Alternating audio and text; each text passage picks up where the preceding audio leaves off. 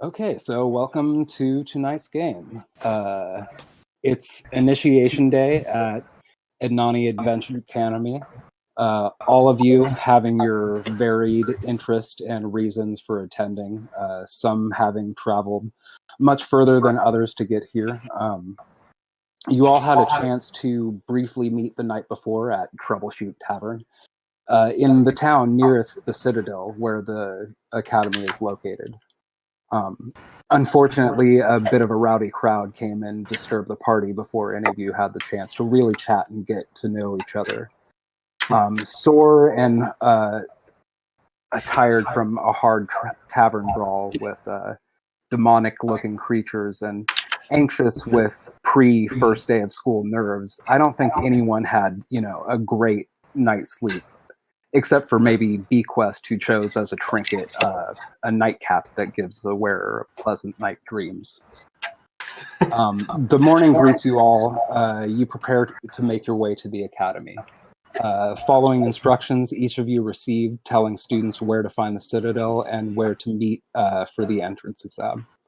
Leaving the town of Solus behind you and approaching the walls of the Citadel, you remark that the whole town you left behind could possibly fit inside the Academy's walls at least 4 times over. Once inside the Citadel's walls, it's nearly a 2 miles walk to the cathedral entrance where you're all expected. On your walk, you all pass by several wooded lots and a tall tower peeking out between them. A clearing in the trees opens up to dramatically reveal the cathedral in the distance, its 3 spires jutting out at odd angles from the building. You pass a small lake as you get closer to your destination with a squat tower on an island in the middle. There's ducks and geese making merry. There's even fucking flamingos. After a few more minutes, you reach your destination at the cathedral's porch, and it's nice to get some shade after that walk. Could everyone roll a... Got to get my notepad for me. Constitution check for me. Like a save or just a check? Check.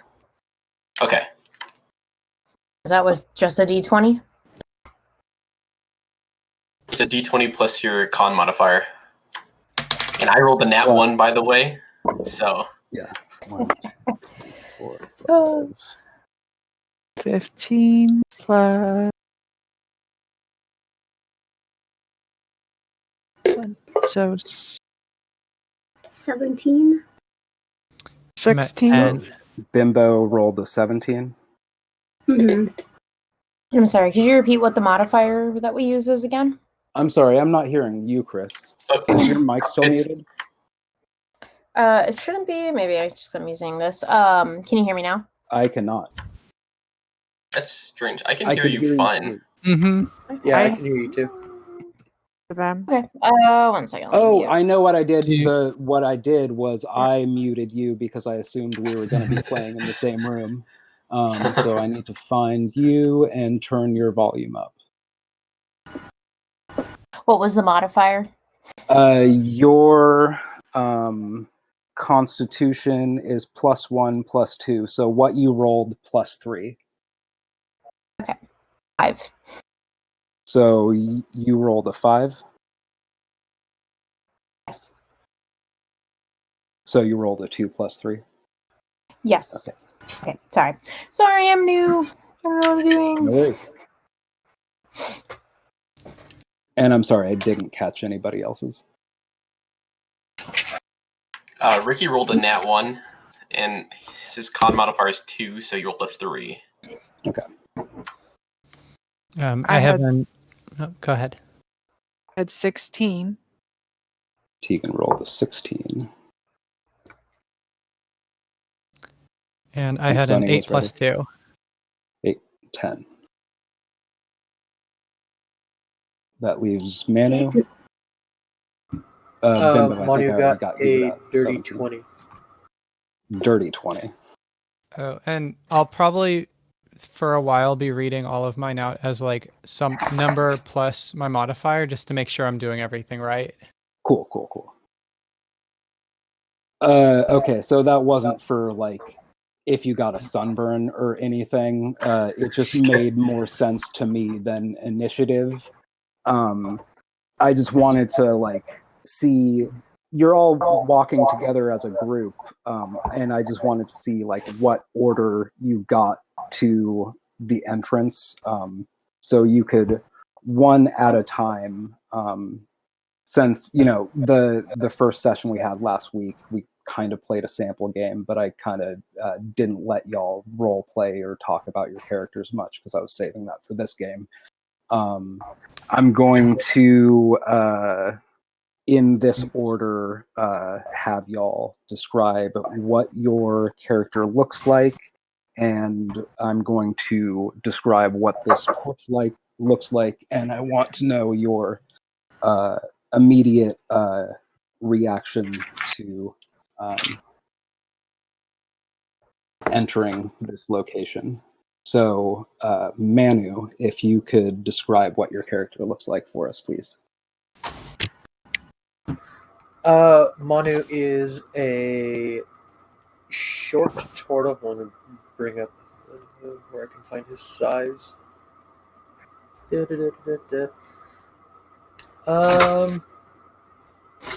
Oh, he's not incredibly short. I thought I made him shorter.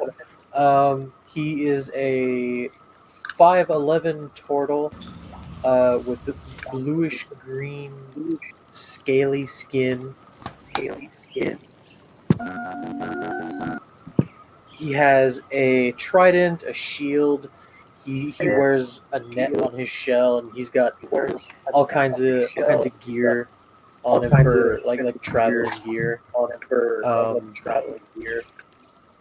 Some of the most noticeable gear is he's got like some cooking gear and some fishing gear, and that's pretty much it. And the rest is like just stored in his backpack. Okay. Getting back into the shade of this covered porch, you can now see the kind of lush courtyard with a living onion of vining and flowering plants. To the left and right of the entrance, there are small gardens with fruit trees. From where you entered, there is a flagstone path that meanders around a centrally located fountain-like water feature, and towards a short set of crescent-shaped stairs that leads to the front entrance of the cathedral. In front of these stairs is an ornately trained red maple bonsai. To the left and right of these stairs, you could see two more water features. They're smaller and a bit more naturally landscaped and pond-like. To the middle right, there's a door that looks to be to a massive greenhouse. There are buffet-style tables laid out with food and refreshments on either side of this door. There appears to be no shortage of places to sit and eat and chat in small or medium groups. To the middle left, there is another door that looks to be to the cathedral's western tower. You can make out some of the higher up parts of that tower through gaps in the living canopy. There are a handful of other students waiting for initiation to begin and wondering what to expect. Manu, if you would please, what is your first reaction to entering this location? Well, it's quite nice. Cozy, I suppose. I'll just go up and just kind of be with the other people that are there, but not really interact with anybody. Okay. I think following shortly behind Bimbo, you rolled the next highest Constitution check. So, would you please describe for us what your character looks like? You are right when you said short behind. Here I come. I'm 3 feet tall. Short blue-green hair, blue-gray skin. I've got a really big backpack because I'm a very small person. But on top is my bow. It's kind of like the only thing I have sticking out. And my little weasel, of course, that I have just shoved in my shirt. Sorry, what race was she again? Oh, I'm a forest gnome. Sorry about that. All right, thank you.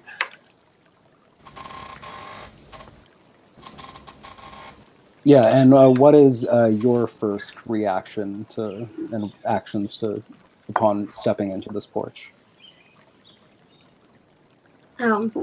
She walks in, takes a look around, and is like, "Whoa, there's a lot of people in here. I'm just gonna slink around.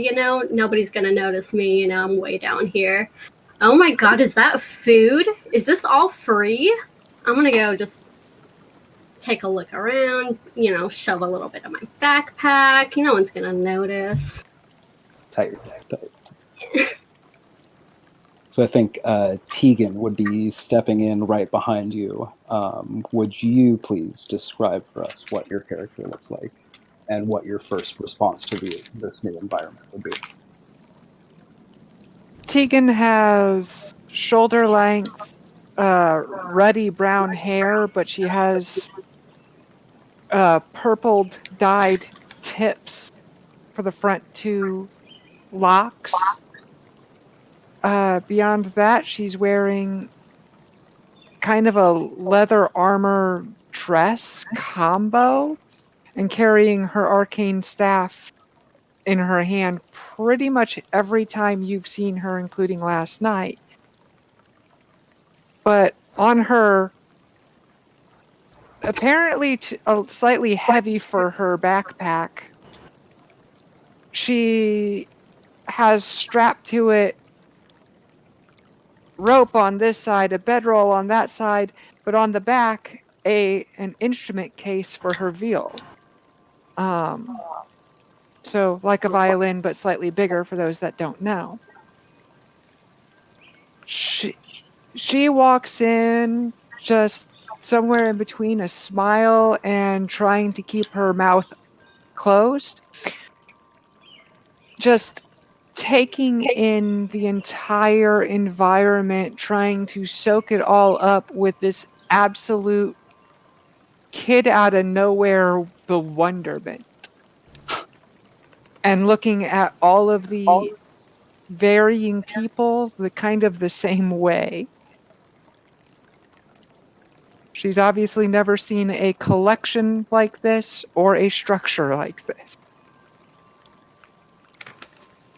So I think shortly behind you, Sunny would be stepping in out of the sun and into the shade of this porch. Would you please describe for us what your character looks like and what your first reaction to this new environment would be?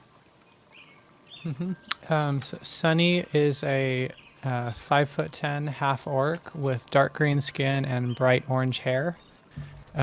She's dressed in very muted colors, a thick winter robe and a hood, with the exception of a very shiny, very noticeably well-crafted rapier at her side.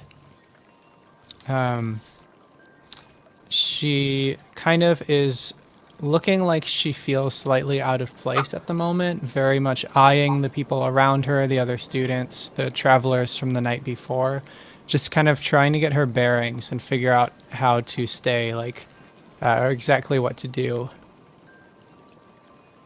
Okay. So shortly behind you, that is when Bequest would be stepping in. Would you please describe for us what your character looks like and what your first actions would be upon stepping into this new environment? Bequest is a tiefling that is lavender with draconic features. It's about 6 foot tall, kind of thick body structure.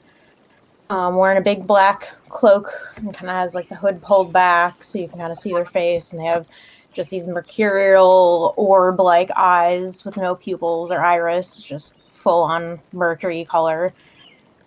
wearing kind of common clothes that look like bespoke. Like they're nice, but not necessarily super expensive, just kind of common. And they kind of have like a dwarvish sort of stylization to them, like lots of sigils and kind of magical looking embroidery on the cloak.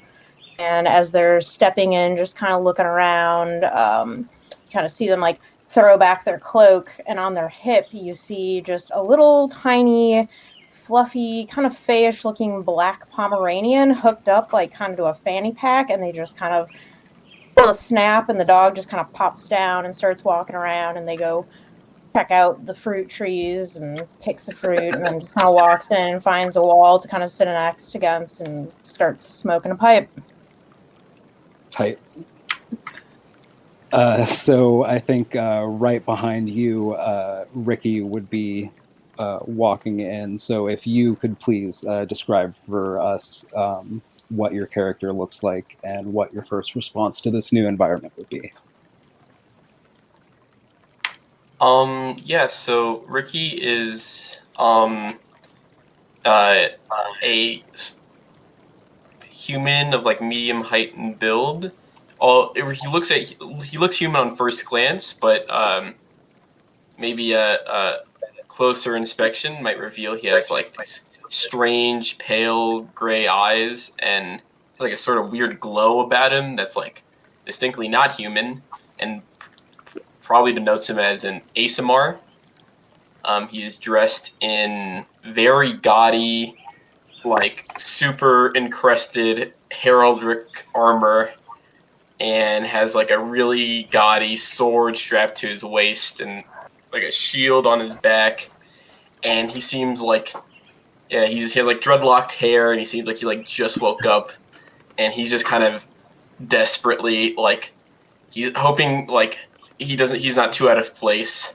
And he's like desperately wandering around this like campus area trying to figure out where he should be, where the new recruits are meeting up.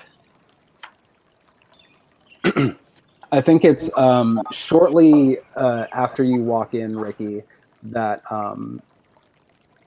you take a few steps in, and in the flagstone path behind you, stepping out from one of the fruit tree garden areas near the entrance, somebody steps out and says, "Well, well, if it isn't little Lord Foppington come to the academy, yes?"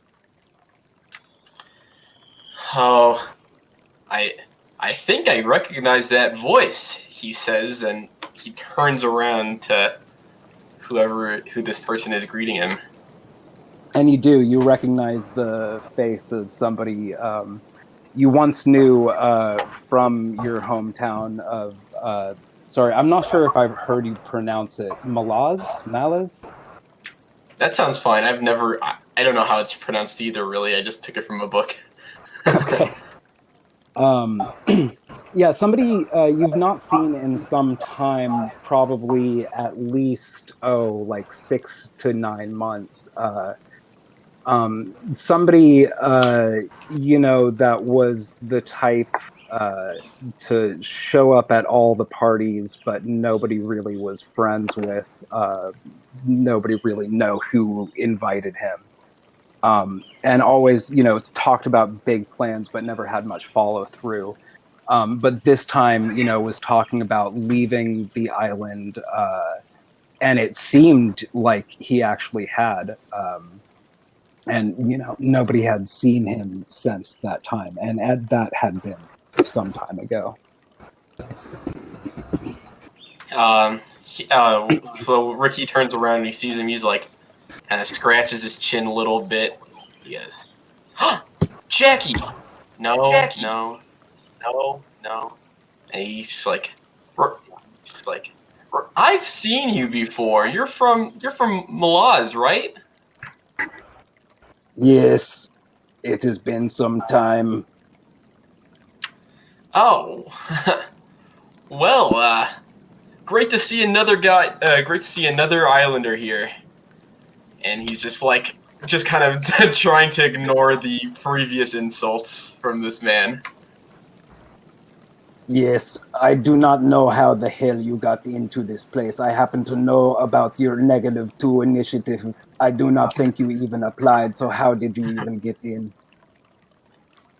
That's a funny story, really. And what's that? I think someone is calling me, so I'll talk to you later. And then he just ditches this guy, and then mutters under his breath, "What's his problem?"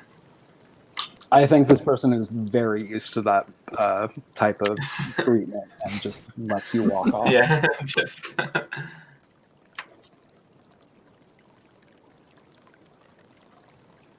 And yes, then Ricky finds somewhere very far away from from Babish.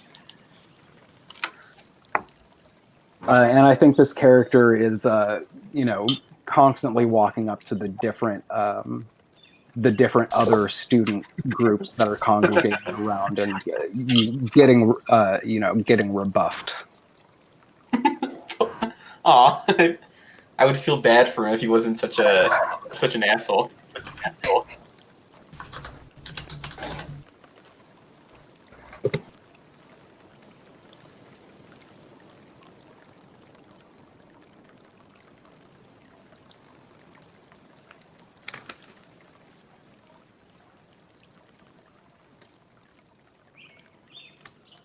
Hello? Quick Rose. There are a number of other students in this port. There's one specifically that seems to be not keeping quiet about their dissatisfaction with how they've traveled from a very far away place to attend this academy and finding it not to their liking. Saying things. Oh God, Google Docs. This place fucking sucks. It's gonna take more than a couple fucking flamingos and a bucket of whimsy to impress me. My daddy's gonna hear about this. There's what appears to be a bugbear looking menacing in one corner. They're what looks to be half elven, possibly by the ears, siblings over by one of the garden areas, and in another corner there looks to be a furbolg just sitting next to the garden and with a plate full of food and eating and sitting next to it, and also eating off of that plate full of food.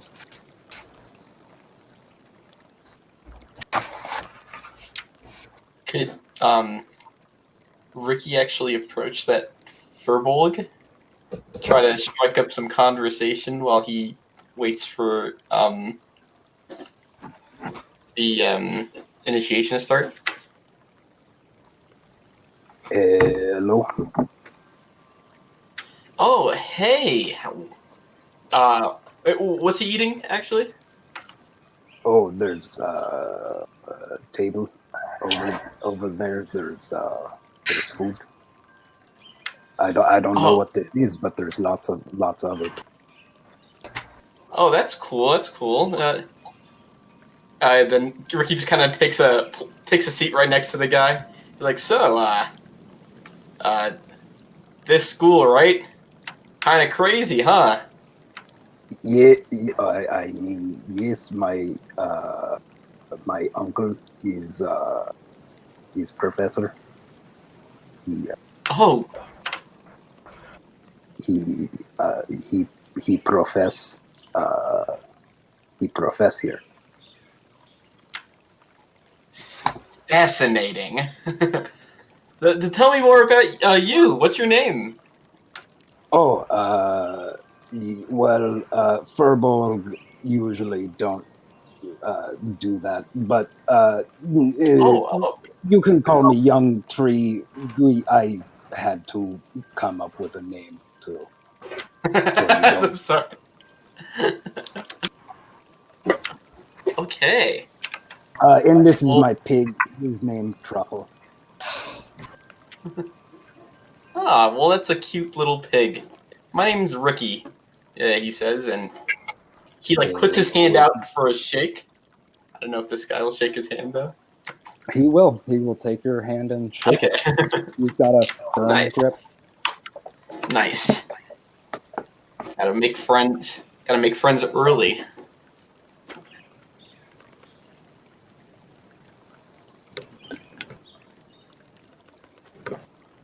And I guess Ricky will just pass the time talking to this guy. Okay.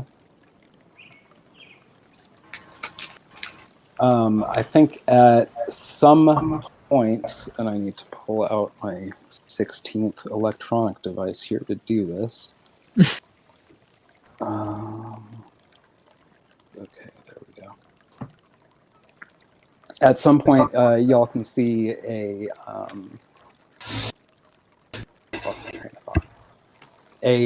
black tabaxi walks in from out of the front where everybody entered in from. I'm sorry, walks in from the greenhouse entrance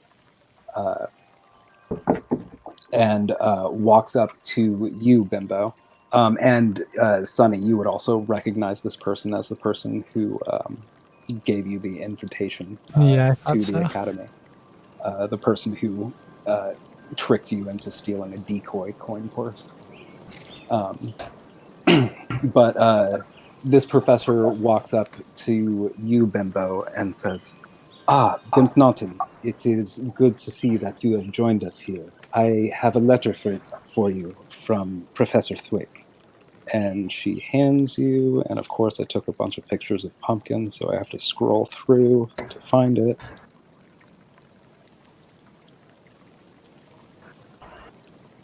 She hands you a scroll containing this letter.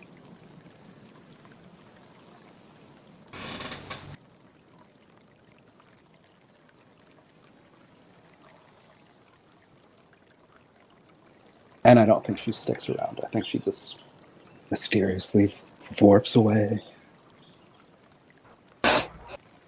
Like a cat is wont to do.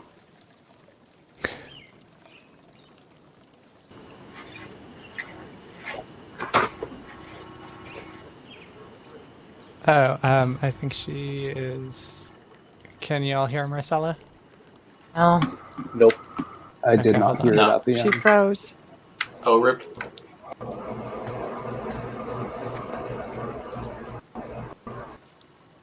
Technical difficulties.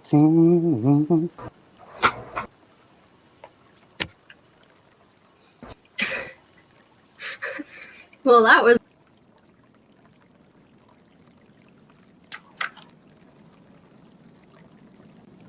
Oh,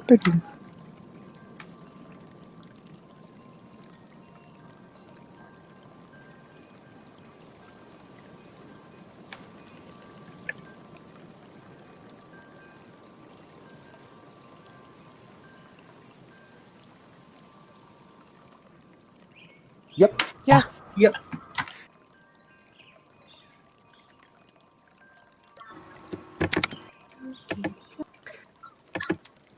all right. Can you guys hear me now?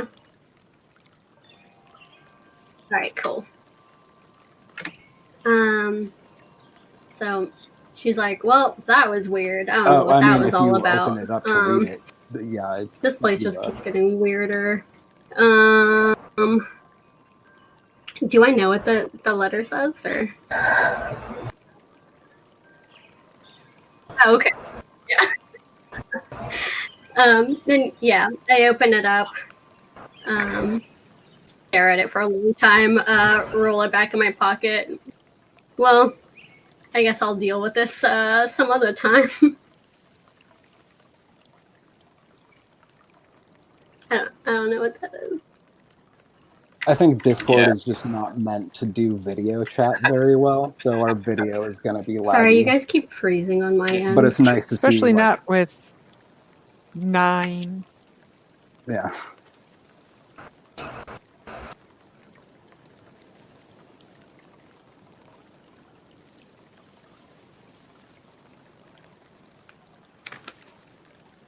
If there's not much more role play in the porch y'all wanted to do, there is one more bit on the porch that I had to get out of the way.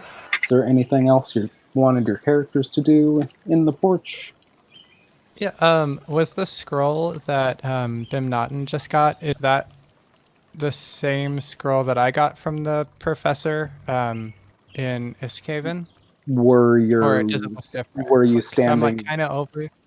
were you standing right next to Bimbo when she got that? Oh no, sorry. You just said that that I recognized her, not that I was nearby. No, so yeah, never mind. you recognize Professor Cyrene.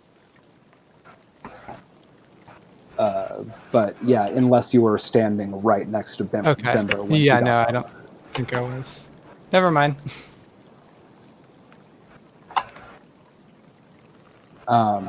So yeah, just then y'all hear a commotion coming from up above somewhere in the western tower.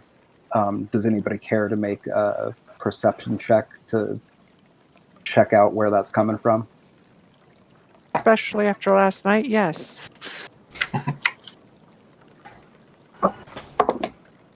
Got a 7. Okay. Plus 1, so 12. A natural 20 for a total of 25. Whoa. Oh dang.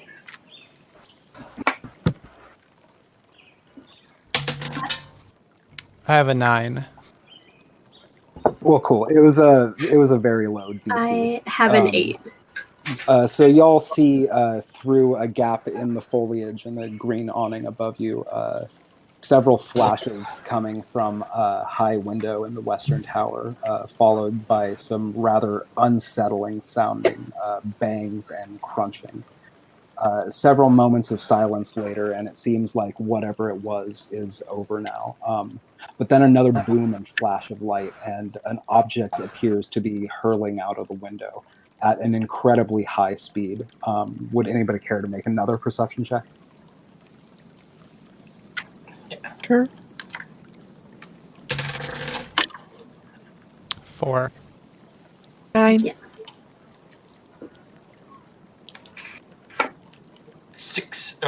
16, baby. 6. So Lieben 19. And Manu, I think, are probably the only people who could discern these actual details, but the rest of you see just like kind of this object hurtling towards the ground out of the window of the western tower. But Manu and Ricky see that this object is like this fat, awkward vulture, and then flash of light and poof, it's a turkey. And then flash of light and poof, it's an ostrich. And just mere seconds before it hits the lake, another flash of light, and it's just disappeared. And just at that moment behind you, the front doors of the cathedral burst open, and out steps an incredibly sharp-dressed, dark-skinned gentleman to welcome you all to the academy. And he says, "Oh God, I have not tried to workshop this voice before." Greetings, initiates, and welcome to Adnani Adventure Academy. My name is Professor Bari, and I'm the assistant director of this establishment. I don't want to take up too much of your time, as I'm sure you're all eager to begin your entrance exam, but first I must instruct you.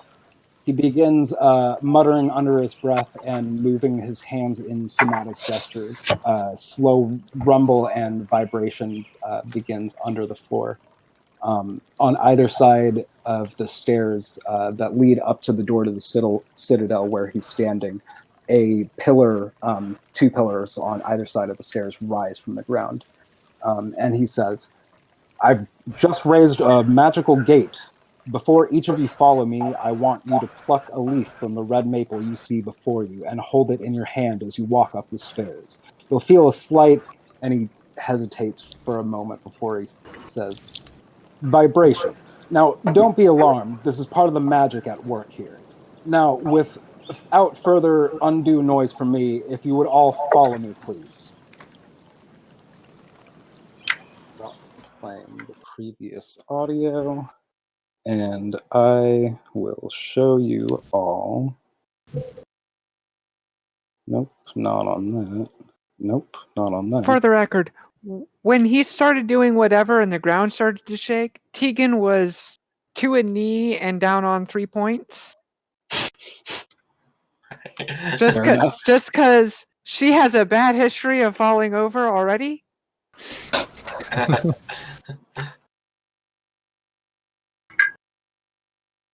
So as other people start to go, she manages to pick herself up and follow.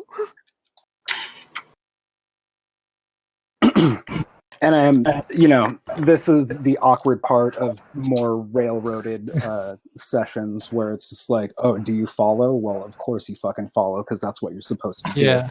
And you all, take a leaf too. So when you pass through between these two arches, you do feel it's more than a vibration. It's kind of like, have you ever grabbed onto a live wire and kind of got like a electric shock where your muscles kind of clench up against it and it's almost like difficult to let go? Mm-hmm. That's kind of the sensation the hand that's holding the leaf feels.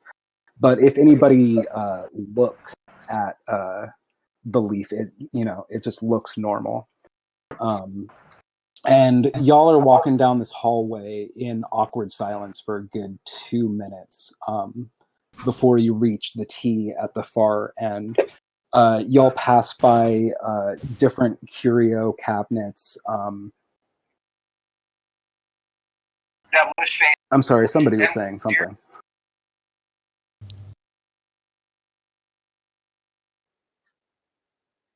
Sorry, my phone's just kind of going off real quick. Y'all passing by curio cabinets that have, different trophies, sculptures, different curiosities and knickknacks. You see portraits of professors. I do have character art ready for a lot of professors, but I feel like it's better for y'all to use your own imagination for what you want them to look like. But for a comedic reveal in episode 2, I do want to share Professor Bari's portrait because I also think he looks real fucking sharp. And I'll share that real quick. It's neat. And then, so you reach the T at the far end of this hallway that y'all have been walking down for a few minutes. And there is a landing with 3 archways and a different sigil above each one, and a descending staircase beyond each. There appears to be somebody in adventuring gear in front of each arch. Professor Bari turns to each of you and says, "Now I trust each of you haven't lost your leaves from 3 minutes ago. If you look at them again, they will tell you which exam group you will be testing with." And indeed, it looks like there's a symbol burned into the surface of each of your leaves that corresponds with the symbols above the arches. And I get to roll my first die of the night, and I get to roll my D3, which is a 1. So you look again.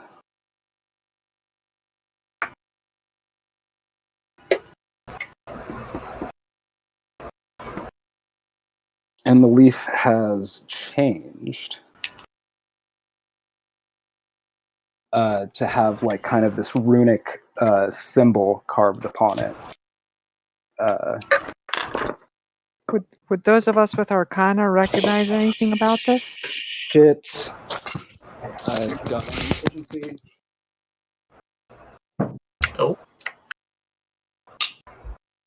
Just spill.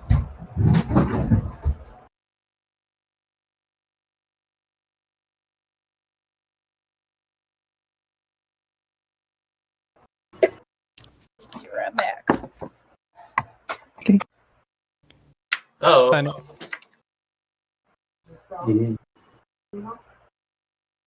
Sunny's like, man, that leaf hurt. getting tested on our first day.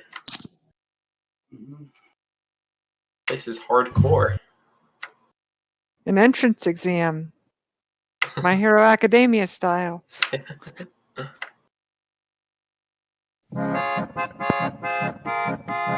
Oh, the music just started.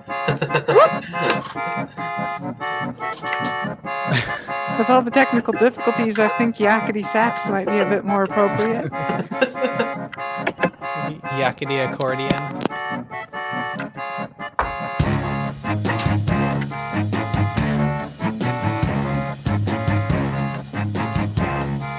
Starting to get into rock polka now.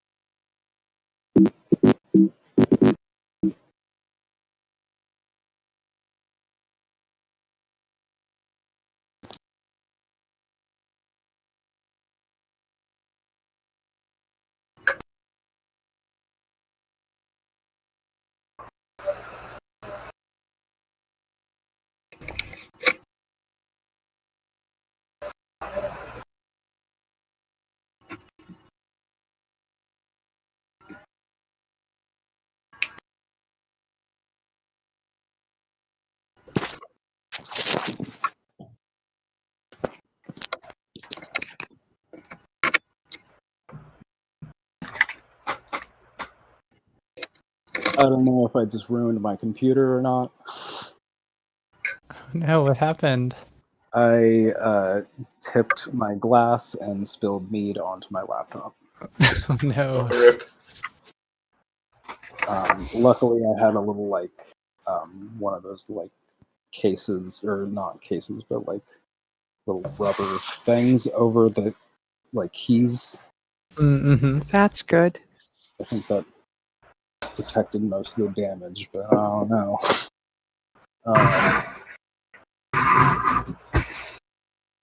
My computer might also.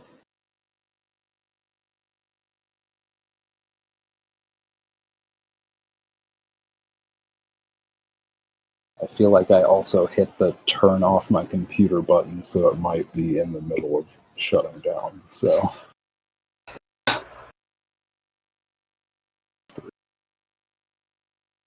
So I need to open. Well, the music was good. Yeah, the music was. Yeah. The music Oddly fitting. Oddly fitting.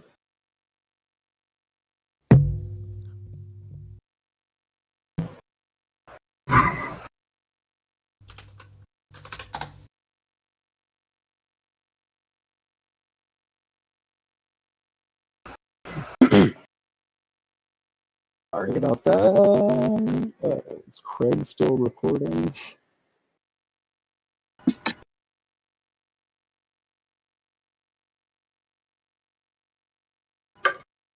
Okay. Okay. Your Daft Punk Very issue is back. sorry. Yeah. Your Daft Punk issue is back. You might want to turn off your microphone and turn it back on. You're a little bit. Turn off your turn back on. You're a little bit.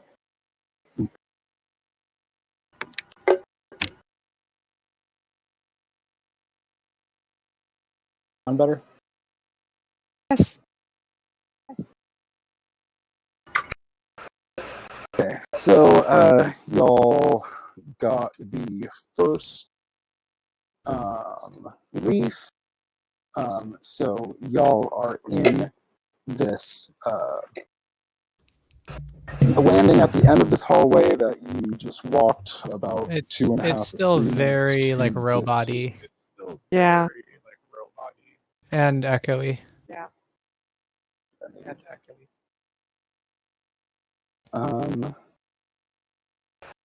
I actually have to pee real quick. Let me try shutting my door. You might be picking me up from Chris's mic. I have to pee real quick. I will also take this time to go pee. Sounds like a plan, actually.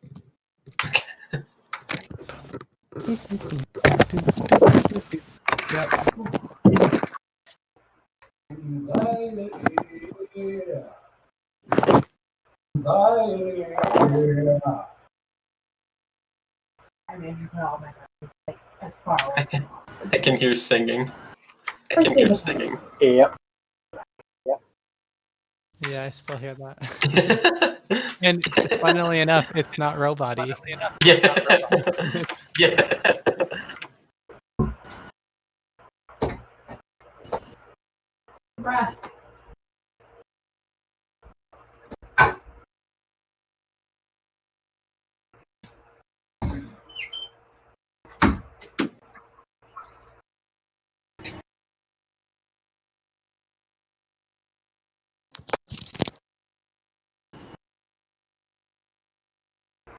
Everybody. PP break. PP break.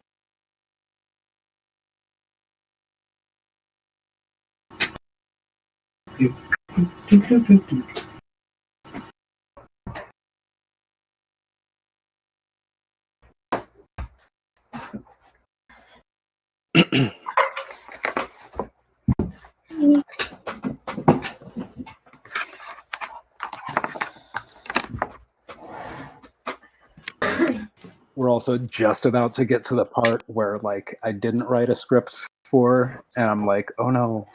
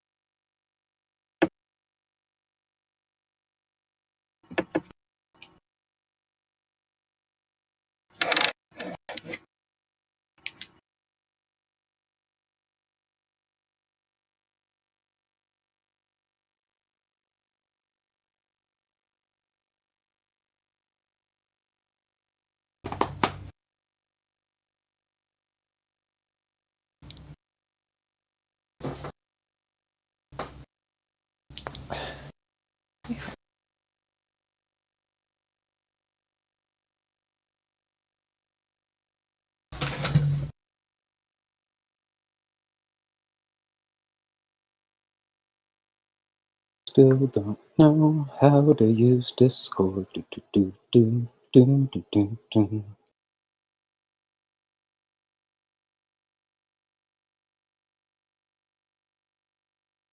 We're also getting to the part where an NPC has to, like, give some exposition, and I didn't have a chance to write a script for this part, so, like, I don't know how they're gonna say what they're about to say. It's okay. I don't have a script either, so.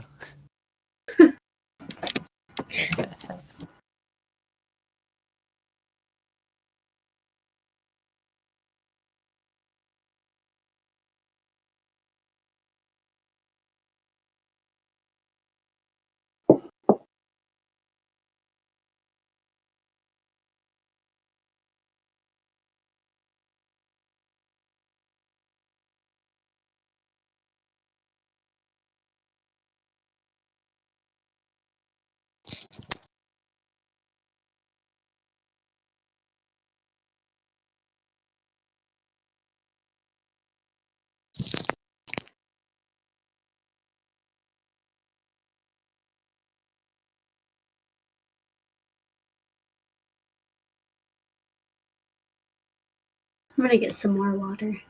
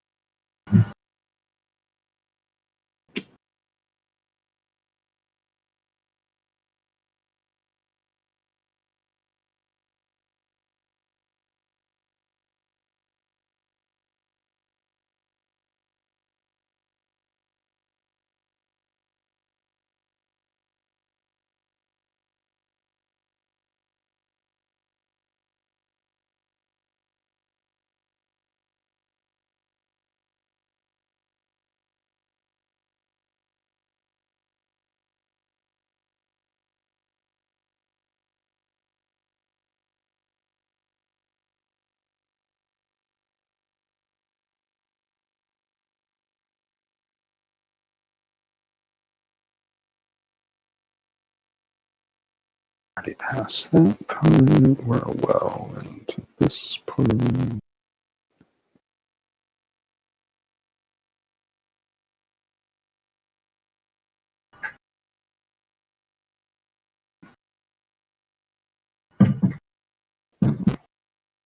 Oh,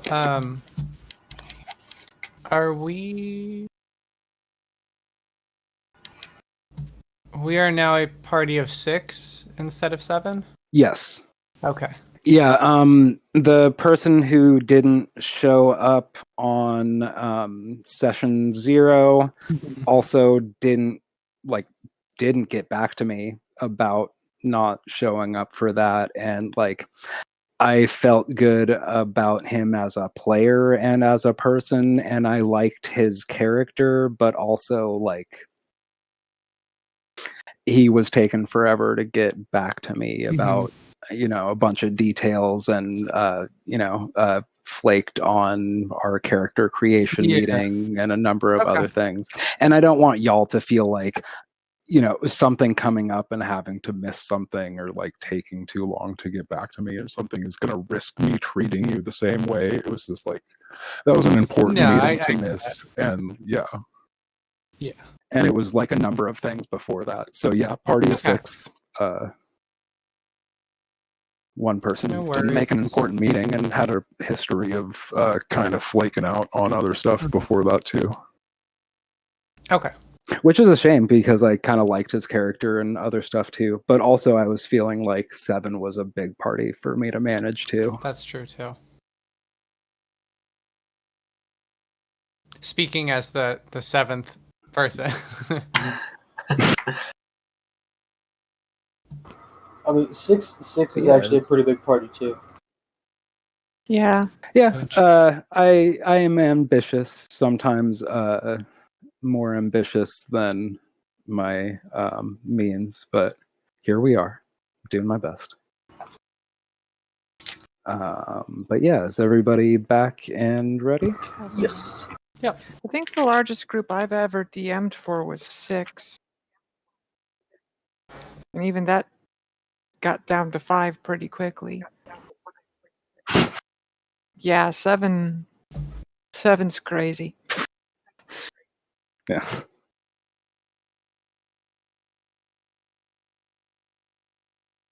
So yeah, y'all have your leaves in hand, and they correspond with the symbol on the arch to these 3 arches in front of you. There is the arch on the left, is the arch that it corresponds with.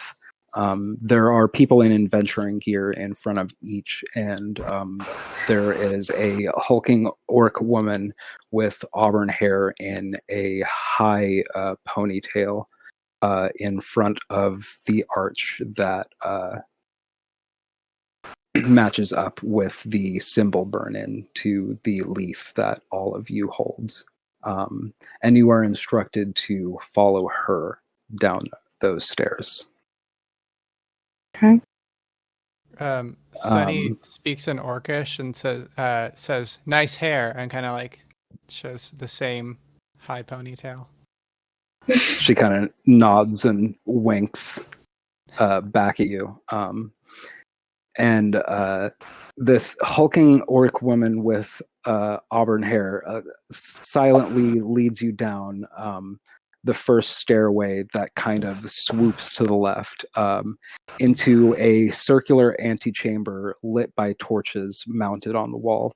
She grabs one of the torches from its bracket and motions for y'all to do the same. Silently, she waves for you to follow as she starts heading down one of the tunnels that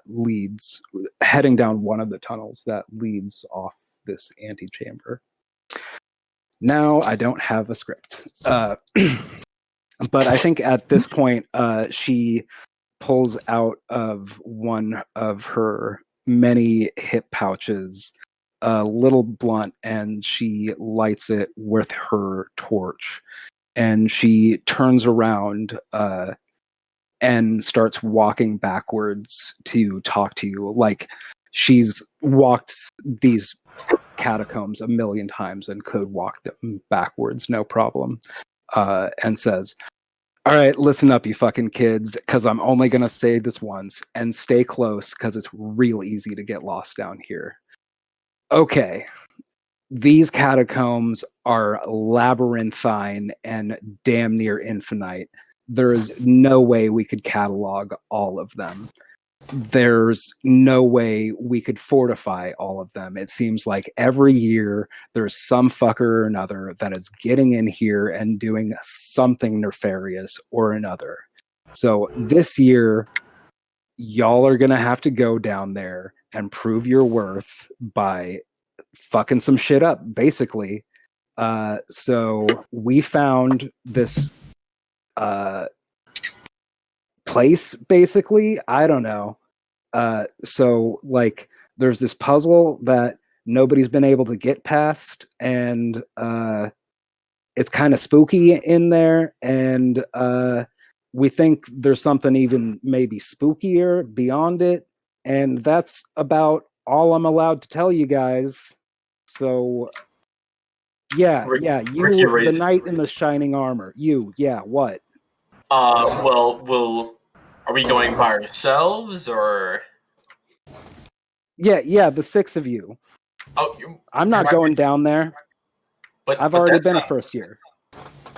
That just sounds a little dangerous for someone who hasn't even started taking classes yet. I mean, we're keeping an eye on you. Okay, listen, like, the people that try to dig into the tunnels down here, they're kind of schlubs. Let's be honest. Like, a level 1 could take these guys. Oh, Like, oh. we're keeping Tegan tabs. is practically bouncing for the record. We're keeping tabs. This is mostly to just assess where you are as students and adventurers and what we got to work on. Oh, okay, he says, but he sounds very unconvinced. I believe Tegan might have... Oh, Tegan is back. Okay. B-Quest just walks forward and says, "Party, let's do this."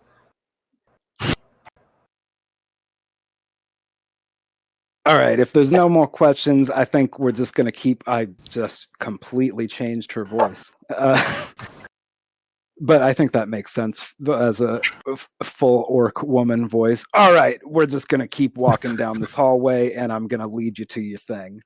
And all of y'all should be ready to have table plop open.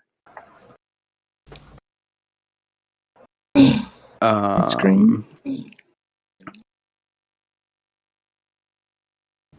Got it. Are we on the world map scene? No, the thing is not visible yet because it's not visible yet. Oh, okay, gotcha. So you get to a point at the end of this kind of winding in and out, making a left in the fork in the path, right in the three branching, for just like a labyrinthine of catacombs that you've been walking through for quite a while. And you get to a point where she kind of stops walking and lets y'all like walk in front of you. And I think the last person that kind of steps past, she kind of shoves and says, while she winks and says, "Good luck." And a rock wall just slams down behind you, extinguishing all of your torches. And you are left in a completely black room.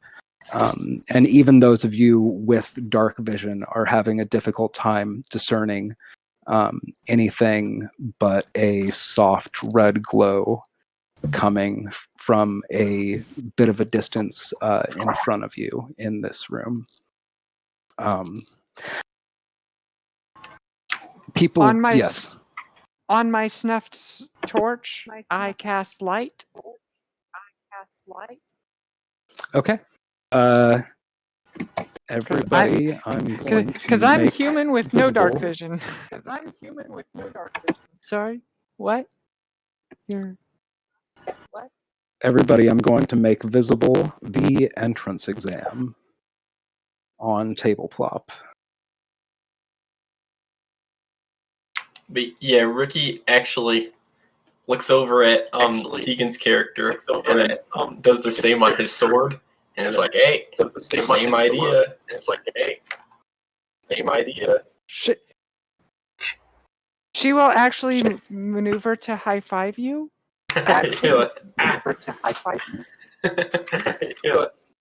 And she will pull back her hand, probably stinging a little. So y'all are in this room, and I imagine you can go around. There are more torches mounted on the walls and pillars. You can go around and light those up to fully light this room up, because I don't want to fuck around with like fog of war and revealing areas. I've made on table plop the entrance exam is visible. You see this room. It has several pillars. One of them has fallen. It has several altars with skeletons sitting on them. There are several cat statues of different colors that are about 2.5 feet tall. There are 3 dead bodies, recently deceased bodies, all with arrow wounds sticking out of them, that are standing by these levers. Let me make this visible. This might make explaining things easier. Dead body. Dead body. Dead body. Is everybody seeing me? Are we? Poke a dead body up in this corner right here. I'm not seeing anything yet. I just have a blank table plot. Oh, same. My dark vision sees nothing yet. It's still too dark. Are you in? It's the one called the entrance exam. Yeah. Yeah, I'm in. Yeah, I'm having the same issue. Yeah, it's just like I don't think It it's loading might for me just at take all. a minute to load.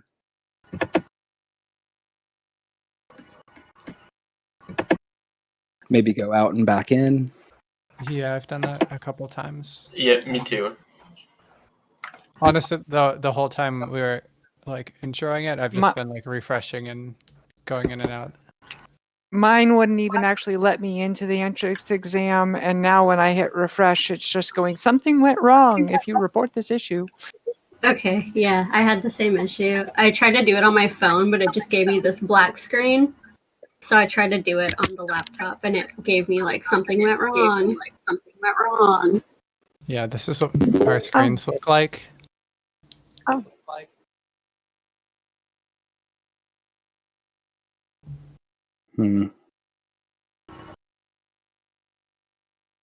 technical difficulties.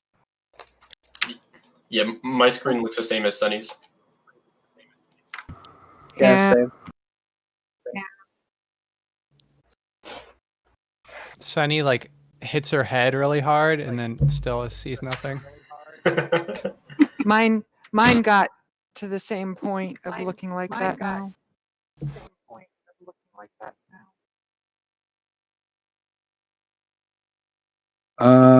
Let's try. I guess I could take a screen cap and show you and do this theater of the mind style. That's not super ideal. Control Shift 4. Do Hmm. do. The welcome screen works correctly. Yeah. World It map just there works. is kind of it is kind of a lot of layers on there, which could be the reason it's not wanting to load for y'all. Which is weird because I do not have like a fast computer by any means. Just be that the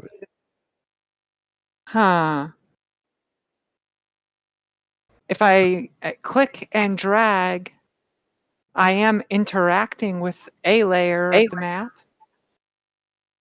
It's just a layer that has nothing on it.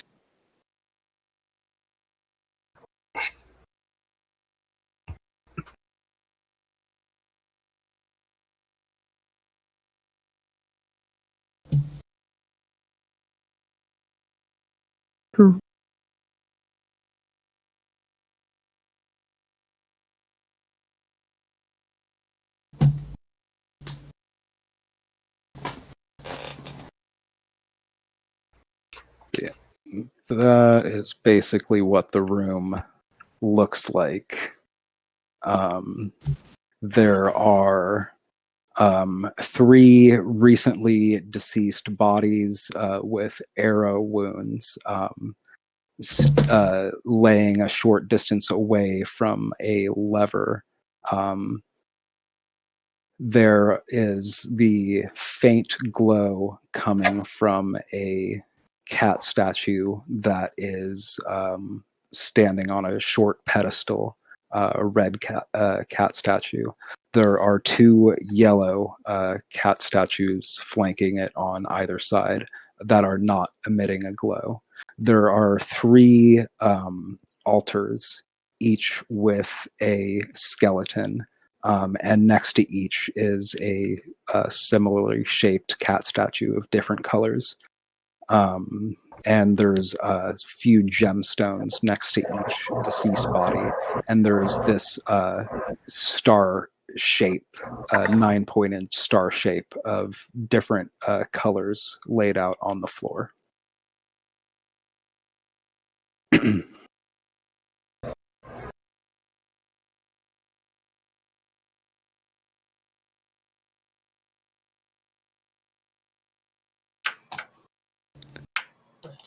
That's very spooky. Hmm.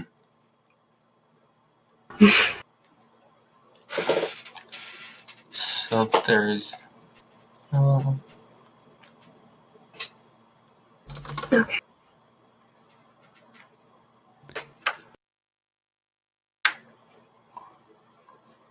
All right. Are we looking at the one in out of game chat or in game? Because one of them, the They're bodies are both different ba- faces. The They're a in-game little chat. different. I accidentally put the wrong one in out-of-game chat. Thank you. Okay, so they all got cat faces.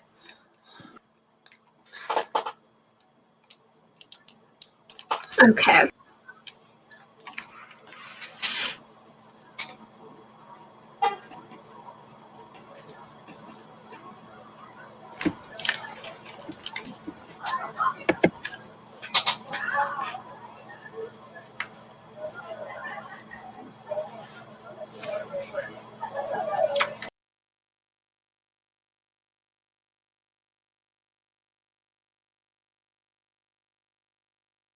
So who is and who is not able to get into tabletop? I got the same issue. It's just gray. I just tried Yeah. it again, and I'm connecting now. Oh, Yeah. So I've made improvement. Let me try. Chris, so are you able to get in? 1 second. There are so there's 3 levers. Yeah. From just like where we are right now, Sunny casts Mage Hand and just pulls the one closest to us to see what happens. Okay.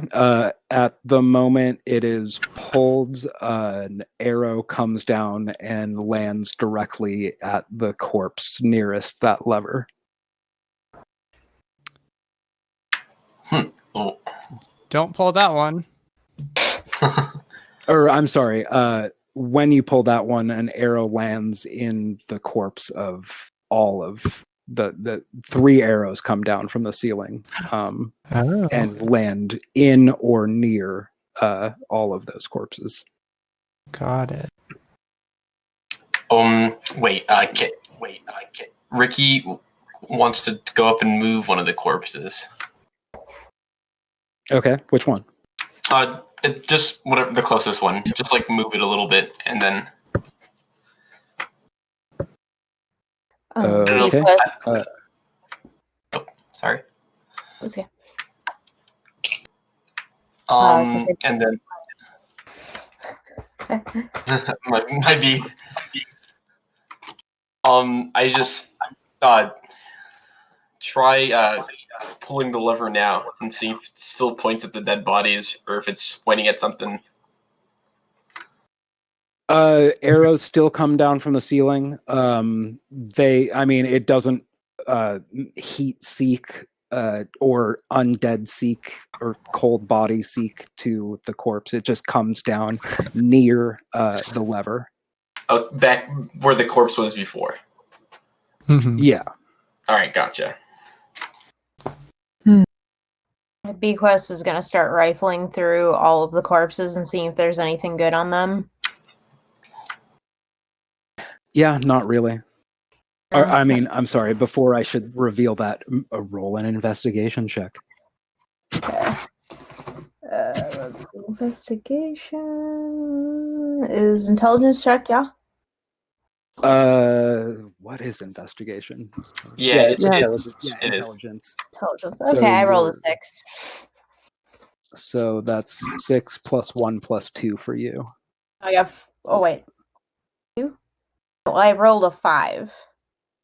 Oh, 5, 6, 7, 8. So it's an 8. Yeah, not much on him.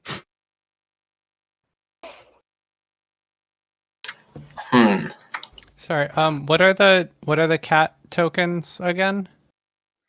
Those are statues that are about 2.5 to 3 feet tall. Are they like balls? Like rolling? Oh, They take up roughly like you could contain them inside of a sphere shape, but they're not very close to sphere in shape. Dang. I just made them in circular tokens. well, can Ricky start? Can he like move the statues? Oh yeah, they're not. They don't require a strength check to move. Because it looks like the things on their foreheads match up to the phases of the moons. Yeah, Right. I think I kind of understand how this is supposed to work. Okay. Do you have Yeah. one in specific that you want to move, and where you want to move it to? Oh, I saw a kitty. Yeah, all right, I'm sorry. I got Hot dog. distracted. Are those like gems there, or like Yeah, there what are those things supposed to be? gems. There are gems scattered by each of the dead bodies, And the skeletons that are on each of the altars have one gem in each of its one gem in one of its eye sockets. The one that's in the far side of the chamber, the one that's standing or sitting rather next to the red cat has a purple gemstone in its left eye socket. The one that's to the right of y'all is that's sitting next to the blue cat statue has a green gemstone in its left eye socket, and the one that's to the left of you that's sitting next to the yellow cat has an orange gemstone in its left eye socket. So I think there's like some color coordination and moon forehead coordination going on. And I want Ricky will kind of just like ponder a little bit, staring at this thing.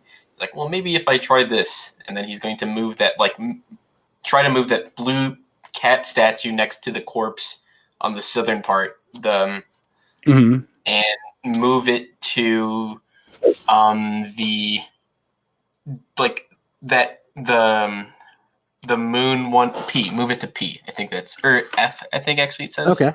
Yeah, F. Yeah, F. And that cat statue already has 2 purple gemstones lodged into its eye sockets. Right. And when you put that cat statue there, that pillar starts glowing blue. Oh, guys, I think I did something. Cool. So then, So I'll, following the theory, blue cat on the north, what is that, east, with 2 of the green gems to spot D. To spot D, Yes. and you want to put 2 of the green gems in its eye sockets? I'm trying to see if it needs to connect to its own color or not. When you put that statue there, that plinth also starts glowing blue. So the gems match the star on the ground, and the cat's match forehead the matches coordinate. the. Yeah. hold on, let me just. And I think I know where all the cats go, and then that just makes it easy Yeah. enough to put the gems in. Yeah. Correct. So I think we just like keep doing the same thing for the rest of. yeah. I think what I think Tegan said about the colors not being on like the right, not being able to like touch each other. I think we should keep that in mind. So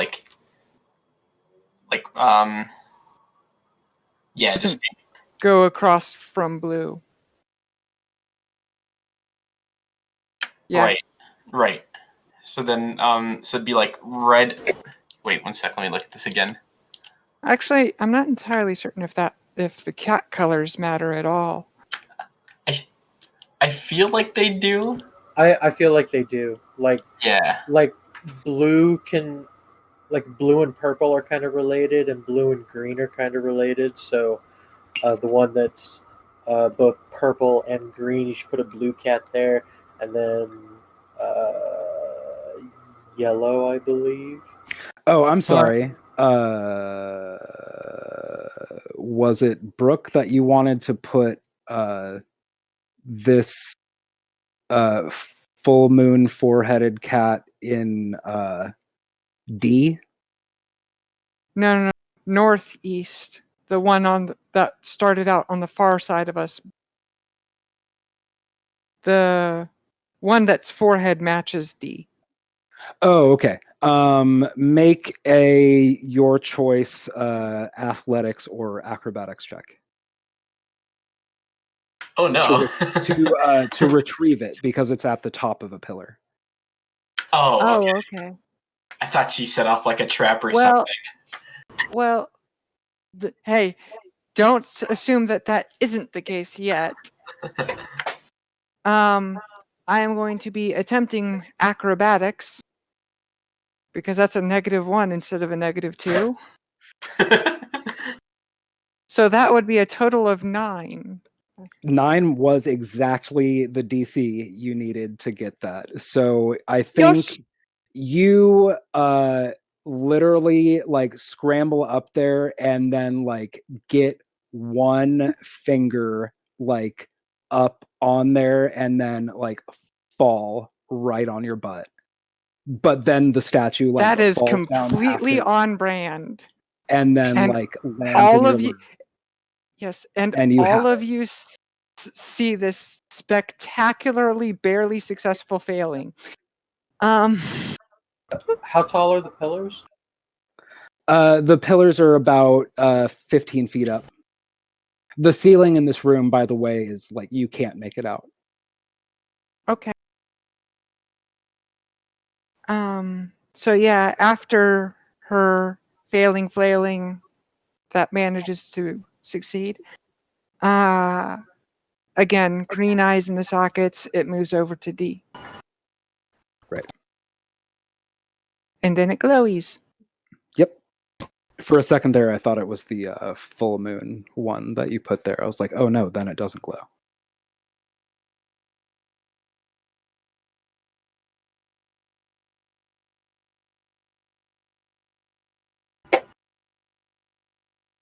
Out of breath, Tegan goes, well, that worked.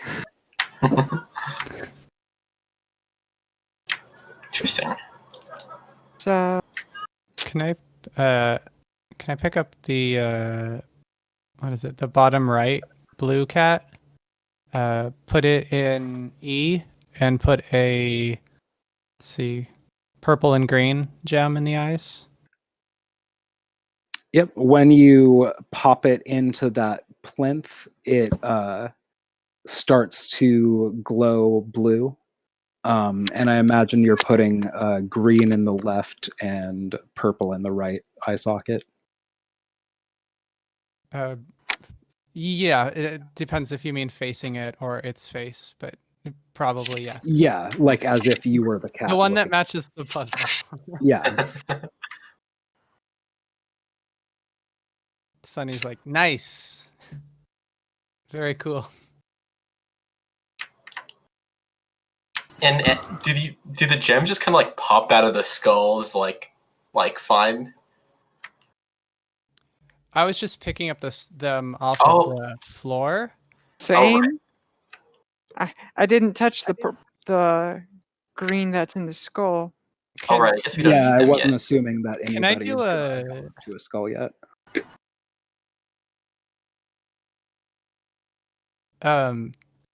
Oh, I forgot to figure out how. So how does? Can you like ready an action? Yeah, I believe how readying an action is you like say what you want your action to be, and then you say also what you want the trigger to be. But I think also that's usually a thing that's reserved for in combat. Okay. Then. But Then never if mind. you're about I to have- say something like I want to ready an action for if somebody's about to like, you know, go smack a gemstone out of one of those skeleton eyes, and I you're would worried like to about ready an action for if somebody smacks a gemstone out of one of those spooky looking and skeletons. the trigger would be if a skeleton becomes hostile. Comes to life and attacks us. Okay, and what is the action that you'd like to ready? Oh, just can I shove it? Sure. Standing next to which one? No, I think I'm overthinking, but a rapier maybe wouldn't be the best against the skeleton, so I'll just kind of knock it over if anything happens. Okay. And is this something you're discussing with somebody else because somebody else is I'm talking about? like out loud, I'll say, "Hey, before anyone pulls any of those skeleton gems, let's get ready." Okay.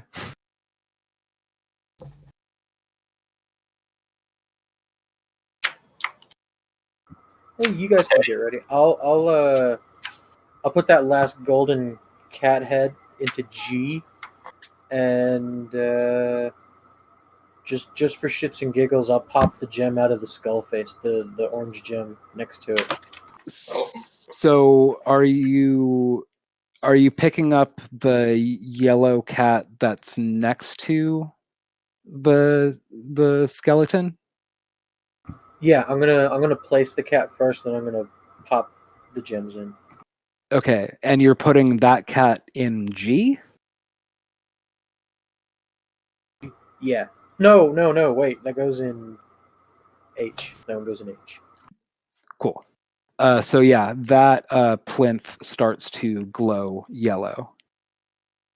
And shortly after that, you walk back up to the skeleton and you attempt to take the gemstone out. Yep. Okay, roll a sleight of hand check.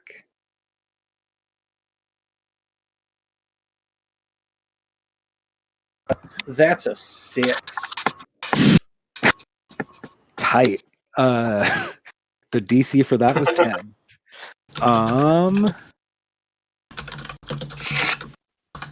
It's hard to get my clawed fingers around this thing.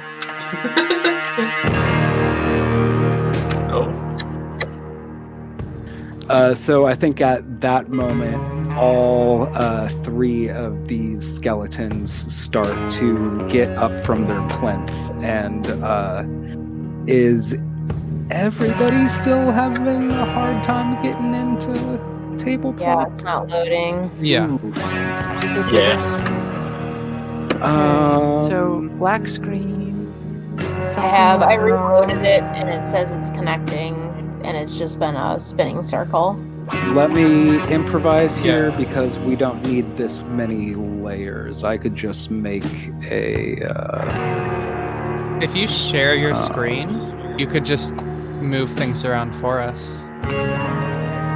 Okay. I don't know. Do you have things on like a GM layer that we're not supposed to see? Technically, but I kind of don't. You don't need to see my chart.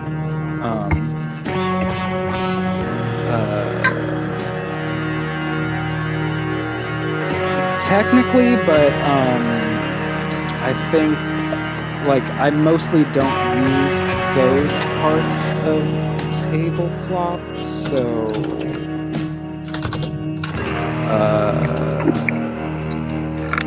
but I think what I could do is just like make a rectangle and that'll map, because one of the things that's... Well, can you just try sharing your screen while you're on the tabletop? Just move stuff around for us. How do I... There we go. Open system preferences. Screen share. Google. Just in Discord.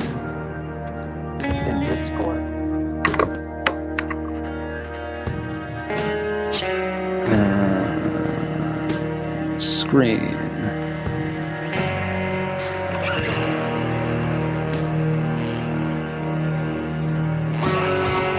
Yeah, I've pressed that button.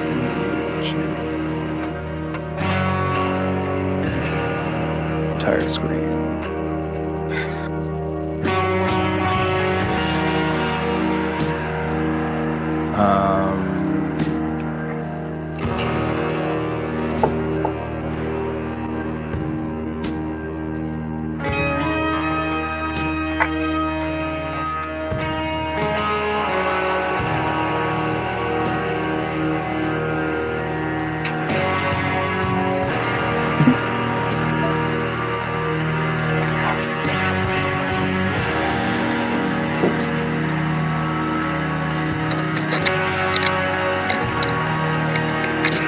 the artwork. Ooh, it's the Tasha's cover. And it's Tasha. I like the alternate cover though. It's really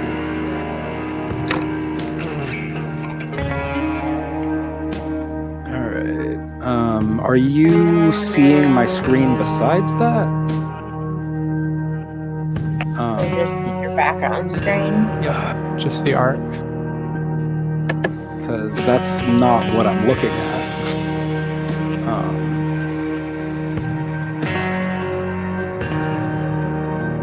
Change windows. Stream settings. Change windows.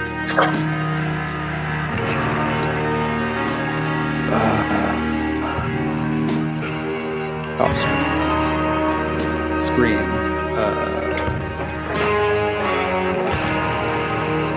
Change Google Chrome. Sure. Let me go live. Are y'all seeing that now? Is that kind of thing?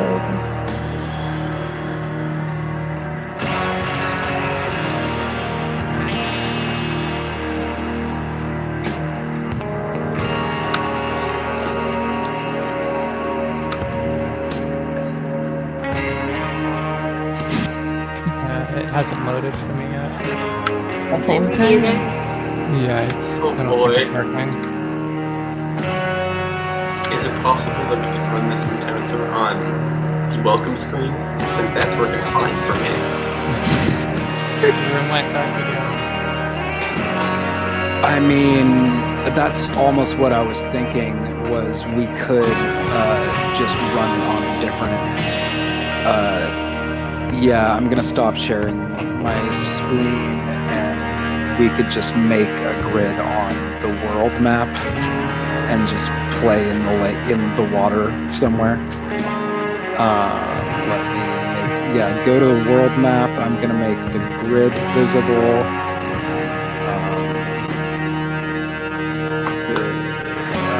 New token. Character. Like just body 1, 2, 3.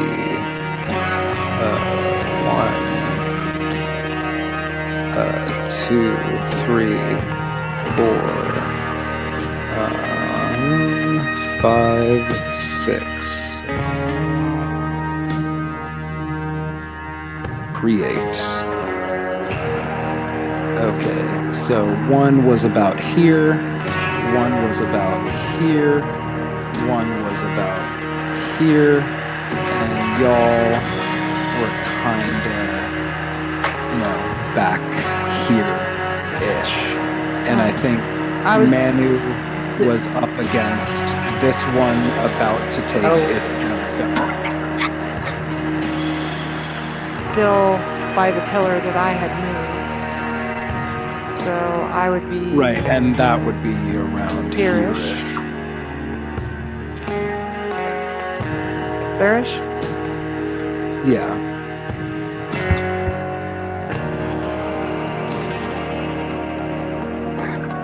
So yeah, everybody roll initiative.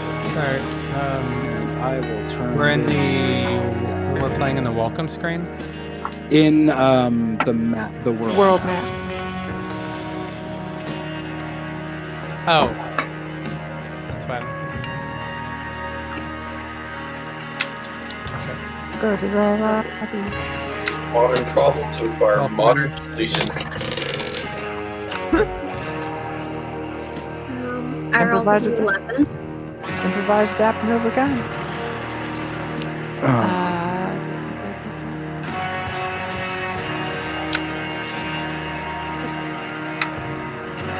Bequest rolled 18. Ooh, I rolled well. Sunny rolled a 14.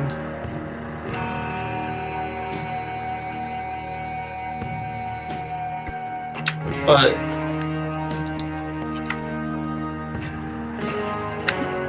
Brooke, how are you able to roll like just initiative like that?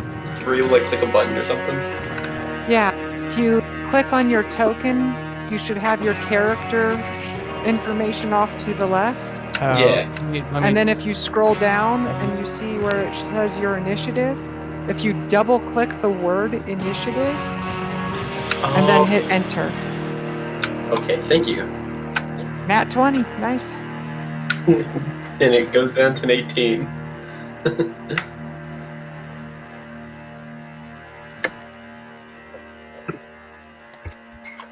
so how do you do it?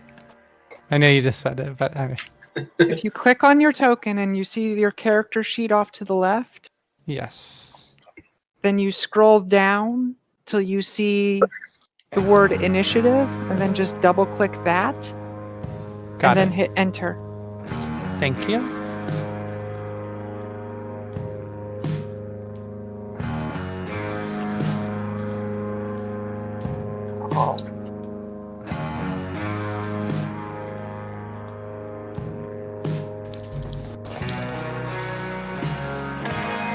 Oh, and I need to roll initiative. Fuck.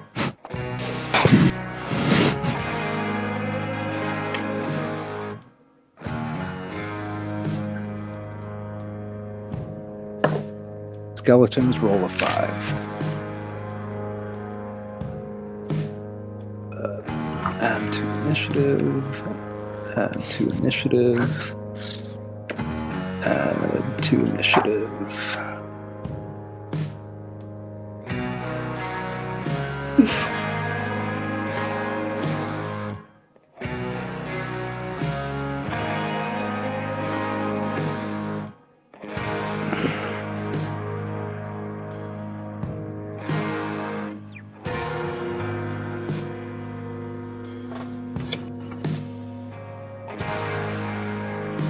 What's your dexterity modifier, Steven? It is a -1. Okay, so these things are gonna go before you. Awesome. I go last. Whoop.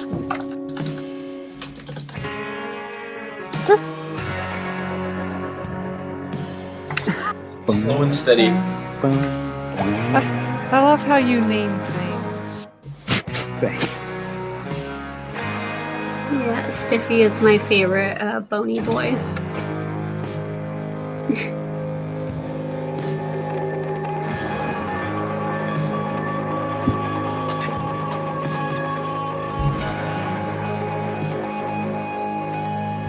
It's like if I have 3 skeletons and they're all called skeleton, like one looks like a regular token and the other one like has the number 2 on it and the other one like has the number 3 on it. It was like, well, now I have to come up with discrete names for each creature that's like the same type of creature.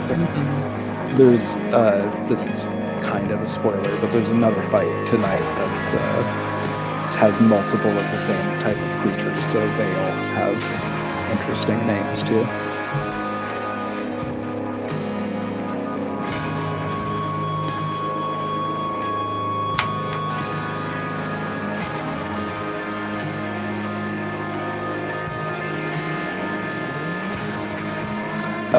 So yeah, everybody has their initiative down, and I think up first it looks like Bequest. What do you do? Okay.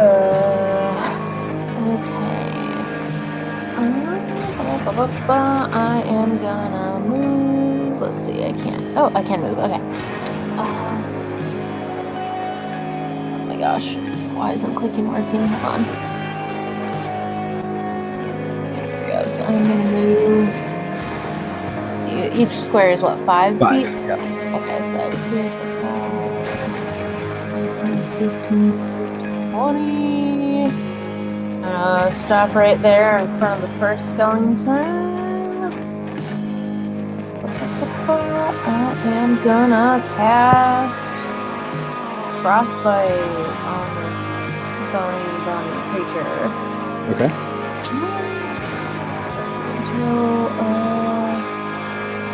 Sorry, I am like so spacey today. So okay, yeah, roll those out. Okay. I fucking rolled a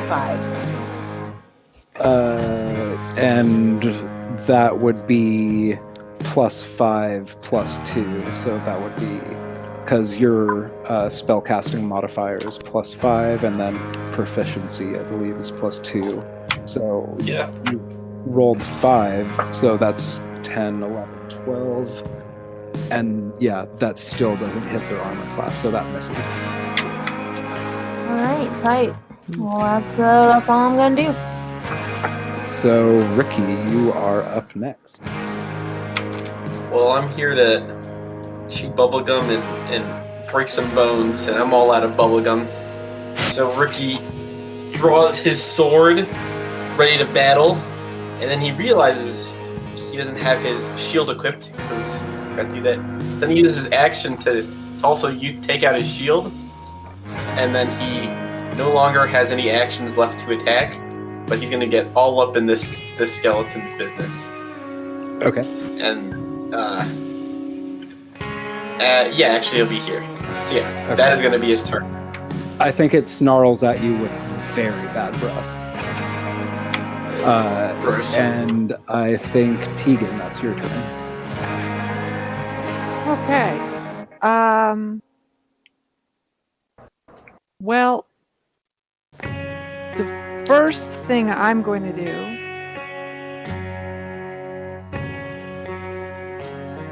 who this in the middle? Is that Ricky? I think that's In the this middle, right here is is me. Sunny. Sunny. Okay. Sunny waves. Hi.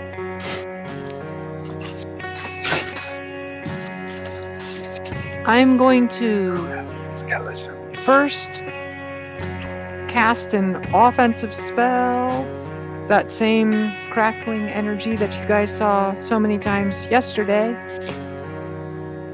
at the one that is adjacent to Ricky here. This one here. That one. Go ahead and roll to it.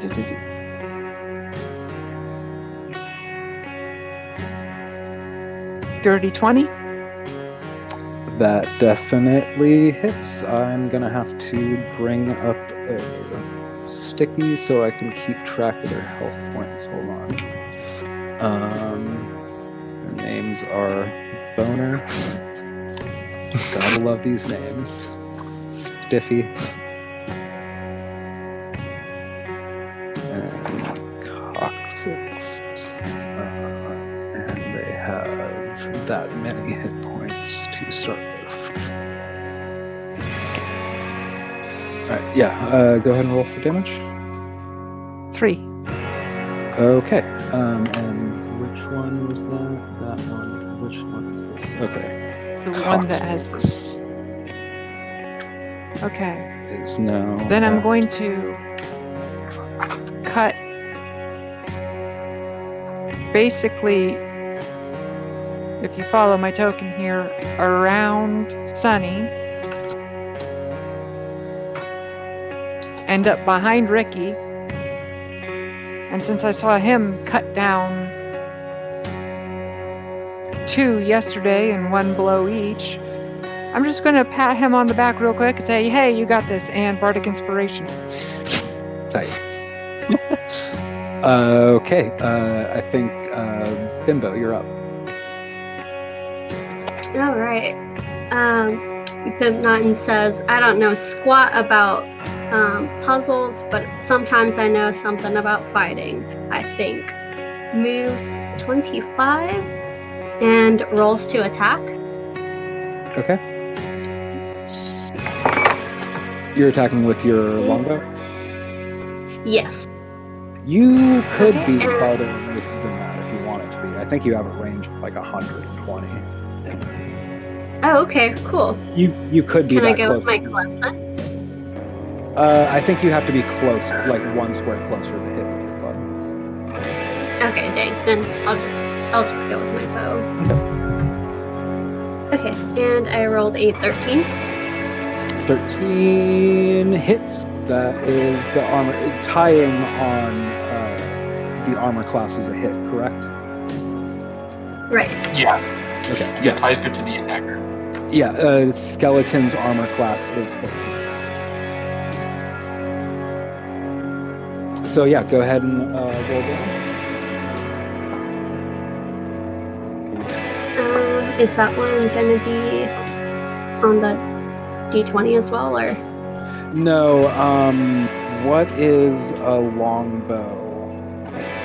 Because I D8. don't know. It's a D8. Mm-hmm. Okay. Okie doke. And 5. 5. And then you add your dexterity modifier to that damage. And dexterity is +1. 6 points of damage. Nice job. Y'all have messed this one up pretty good. That's piercing damage, right? Mm-hmm. And if that's your turn, I think Sunny, you're up next. Okay, I will move over to Stiffy. And since Stiffy is, since Manu is within 5 feet of Stiffy, I will use a sneak attack to hit at one of Stiffy's vital bones, dealing extra damage. Okay. If I get this roll with my rapier, so it's an 18 plus 5, so 23. That definitely hits. Go ahead and roll for damage. Okay.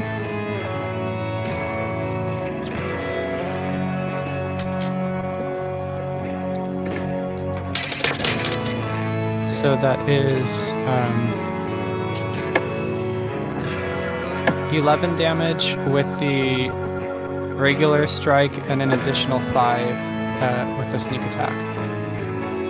Nice. So you're dealing 16 damage in 16 one strike. total. Yes. What type of damage? Piercing damage. Okay, in one strike, you are just obliterating this thing, and Stiffy is crumbled to the ground and animated no more. Hide. So Stiffy is super dead. Sunny says, "Catch you later." So Manu, that is your turn. You are up. No, it is the skeleton. Yeah, I was about to say. Mr. Boner. So Boner is up, and they have 5, 10, 15 is gonna get right up in range with you, and is going to take a short sword attack, and that's a +4 to hit. I'm gonna roll. That's a 5. +4 does 9. Probably doesn't hit you, right? 13, so no. Yep, no. So that one completely misses. So it just like yells at you and goes, "Arr!" And it probably just smells really bad, just like foul smelling crypt air in your face. And Coccyx is going to get right up in y'all's face here and take a swing at Ricky and roll also with a short sword, and that's going to be a 16 plus 4, so that's a 20 to hit. Even with my shield, that hits me. Okay, so that is 1d6 plus 2 piercing damage. 3 plus 2, so 5 damage.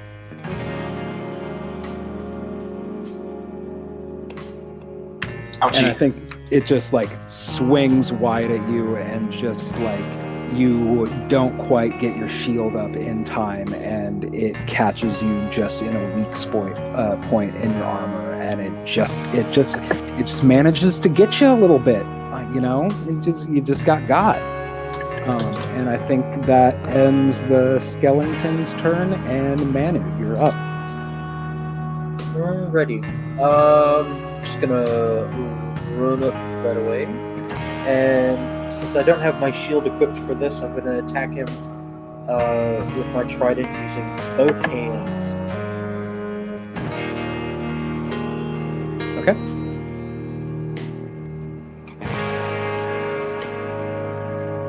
Uh, 13 total. That hits. For 6 piercing damage. Yep. 6 piercing damage. And what was the name of this one? This boner.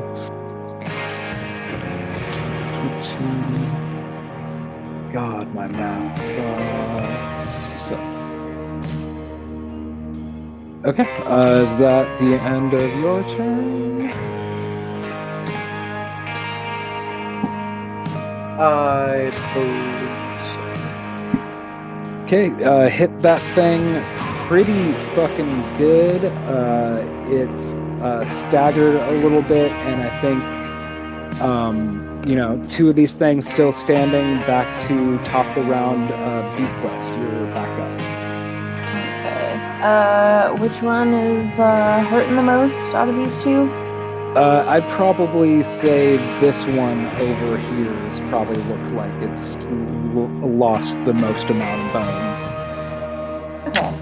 I am just gonna look at either of them and turn to that one and just go, ugh, and cast Chill Touch.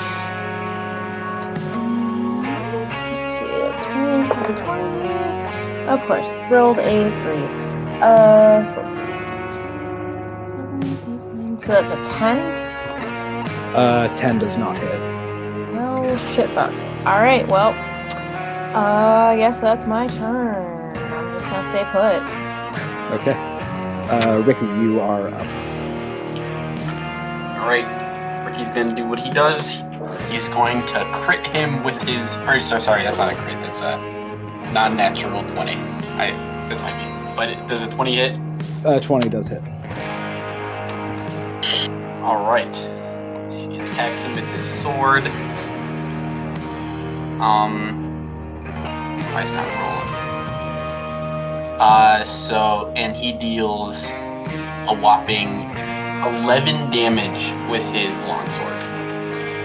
So it does slashing damage. This one here, slashing damage, 11 Yes. to Toxic. That, I think you just like cut this thing in half, and it is, living not really so much to begin with, but fighting no more, and it is no longer a threat. I think that is your turn, and Tegan, you are... Wait. I still want to move my character to the other gun, just in case. So then, Okay. So Tegan, you would be up. Move to where I have a clear shot, and then bonk. 14 to hit. 14 does hit. For 2 damage. Think you hit this thing, and it does take off a chunk of, a couple little bones shatter off, but it's still looking a little bit menacing.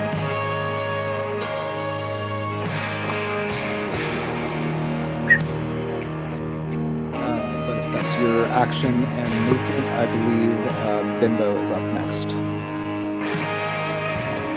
Okay.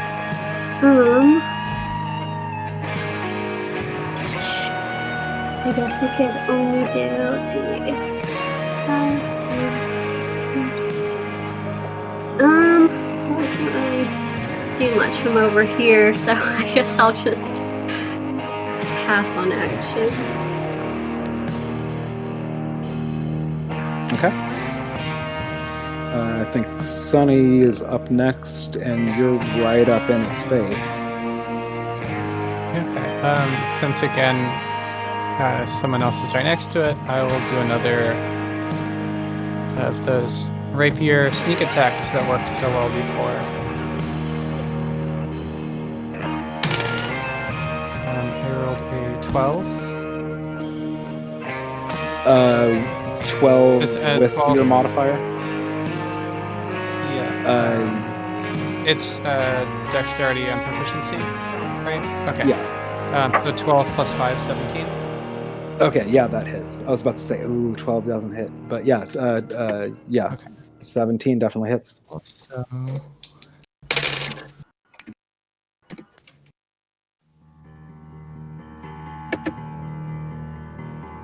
So that's 8 damage total. Okay, you cut this 4 plus thing 4. down. And how do you want to do this?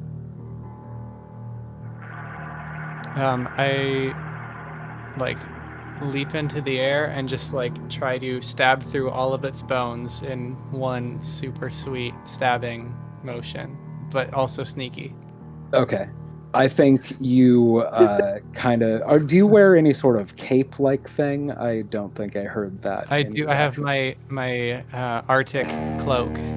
Okay, I think you kind of do like a spinning move, and as you jump up, you kind of almost like disappear for a moment behind your cloak, and you, like, as you become visible again, come plunging down onto the top of this thing. And when you stand back up from the ground, you raise your rapier, and you just have like a bone shish kebab, Nice. on your sword.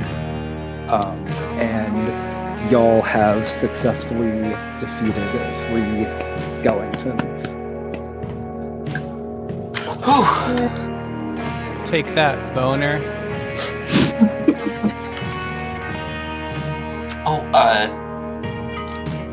By the way, Tegan, how long does this inspire last? I didn't seem to use it. 10 minutes. Okay, let's see this. What do you know what it does? Yeah, I can add it to any ability checks, attack rolls, or saving throws. Cool. Yep. What is it, Or a a D6 or a D4? D8? Or is it a D8 at this level? I'm not sure. It's a D6 right now. Okay, yeah, makes sense. It won't hit D8 until I think I'll be level 6. Oh, okay. Okay, so when these Yep. skeletons fall, crumbling out of their eye sockets, you pick up an additional orange, green, and purple gemstone to add to the pile that was scattered along the floor. Well, I kind of feel like we have the pattern down, and so we're probably just going to continue what we've been doing. Yeah, I feel like you do too. I feel like there's one more athletics or acrobatics check to pick up a statue that's on top of the pillar, and there's I can do that acrobatics check. yeah, you just did a sweet fucking move with that rapier. I think you're capable of it. Yeah. I have oh yeah, we can. Let me handle this, everyone. I have a very high acrobatics. Okay. So one of us got hit. Who was that? That was Ricky. That was me. Okay. He got hit for 5 HP. On a scale from 1 to 12, he looks about 7 injured. Well, I have the healer feat is why I'm asking. So I'm going to use a charge of one of my healer's kits to recover you at least a little bit. Okay. So it's a D6 plus 5 at this point. so I don't even need to roll. You're just healed. Oh, okay. Nice. Thank you. Yeah. You're welcome. So yeah, you all see Tegan just take out this apothecary's medicinal kit and start tending to the little nick that he had and giving him some stimulant herbs. It all happens pretty quickly, but he's all better. Yeah, level 1 little nicks are super deadly. They're deadly nicks. Lucky I'm not playing with Yes, the they suit. are.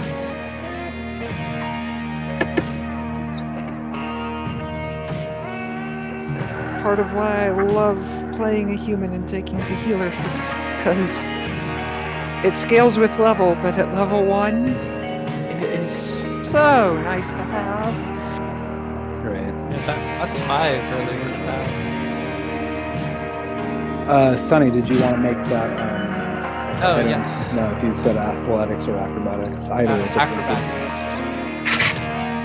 So that is a 2 plus 7. That's exactly what you needed. You needed a 9 to be able to retrieve So it. like I do like a cool run up, but like slipping the entire way up and barely I think get off. a similar thing to what happened to Tegan happened, but this time instead of, just not quite able to reach the top and your fingers knocking it over, I think you trying to parkour, run up the pillar, you come at it with a little too much heat, and the pillar just you break the pillar and it knocks over. And so you don't take any damage from doing that or anything, and you do get the statue, but you definitely don't do what you were trying to do, which is do a cool move, run up the pillar and snatch it out the air. You just accidentally break the pillar, and yeah, I meant to do that. So it's just kind of claps their hand and laughs. Is like, nice. The old Tegan killer move. Tegan doesn't say anything, but she is at least smiling that she's not the only one. So yeah, That since Very impressed. Then he just avoids eye contact for the next 30 seconds. since tabletop is not working, and since I'm confident that y'all pretty much know the solution to the puzzle, I'm not going to make you narrate, putting the right pieces into each one and me moving the pieces around and taking a screen cap of each one. So now I'm guessing that y'all know what the next step is to do after you have all of the right things in the right pieces in the right places. Just for... I'm sorry, go ahead. You were saying what?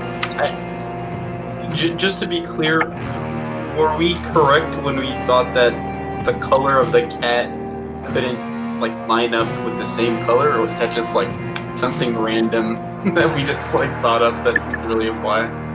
No, you were correct. That or wait, I'm sorry. What were you asking?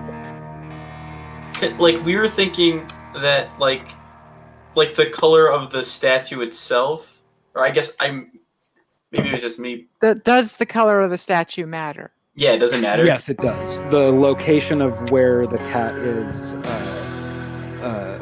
matters. Which color. Yeah. You notice that the forehead of the cat lines up with the symbol on the plinth, but also which color goes on which plinth matters as well. And you probably also guessed that the 2 yellow statues are in the wrong location. Sunny totally guessed that. Yeah. Yeah, Tegan hadn't gotten that one. I'm not even going to try to BS otherwise. Yeah. She had thought perhaps that the color had something to do with it, and that's why she was in true Tegan fashion, fucking around and finding out. So I but got once- really lucky at making Tegan look a lot smarter than she is there.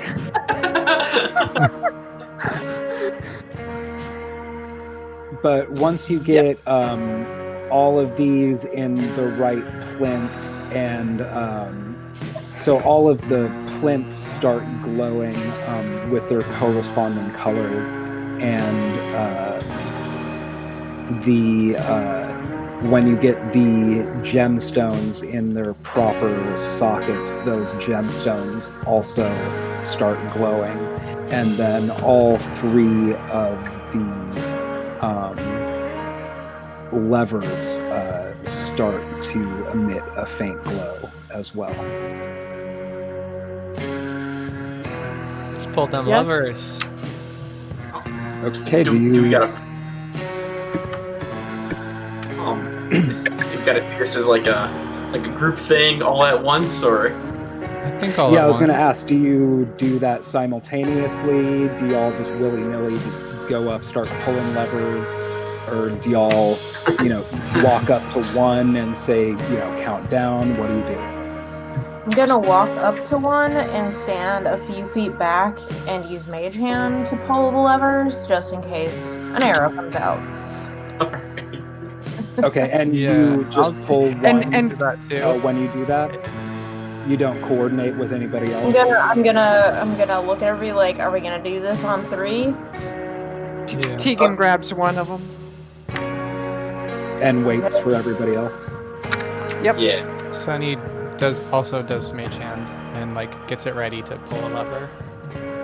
Okay, so Two mage hands and one idiot. I love this plan. 2 mage hands and 1 idiot. I love it. So Tegan's at 1, and Bequest and Sunny have a mage hand out at 2, and you sort of count down 3, 2, 1, and you pull these levers simultaneously, and the center of this room sort of crumbles. Is there anybody that was standing right in the middle of this room when this happens, or was everybody kind of skirting the edge? I think I'm it's at a just- lever. you mean on the diagram? Yeah. Oh no, that never seems safe. Okay, cool. So as that happens, the middle of that floor just starts to crumble away, and it reveals a hole in the floor. And I think that is a good spot for us to take our break. Tegan watches the spot that she walked directly over 3 times now crumble away to nothing, and okay. Could I actually ask really quickly? I don't know what the how did the colors of the statues matched up. Let me take a I don't screenshot either. real quick of the solution. Okay. I'm guessing red across the top, yellow to the left, blue to the right. Was it we had to Oh, maybe you're right. Okay.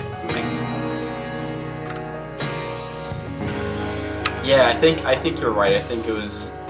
Yeah, you're okay. Just by color scheme. Yeah, that makes sense. In the chat. Yeah. I was Y'all thinking totally something worked that out on your own in table plop, and there was no technical difficulties. Yeah, I was thinking they couldn't be on the same line on the star. They couldn't be touching. They couldn't have 2 different.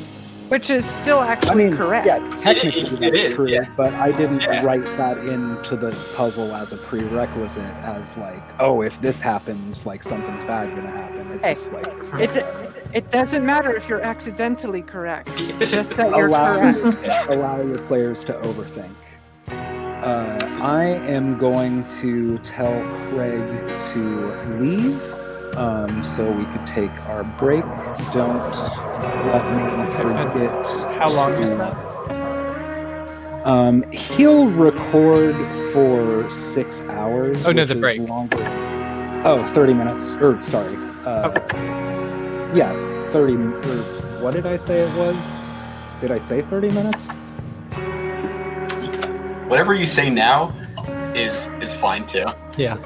I really Yeah, only wanted to like smoke a spliff and pee. So let's say 20 minutes. Okay. Be back at midnight. I laughed because I was like, I that's laughed in too fear. late, but is it going to be midnight? 20 minutes Sorry, from the time? sorry. For you, be back at 10. Yeah. Yeah. Yeah, I'm going to make Craig leave.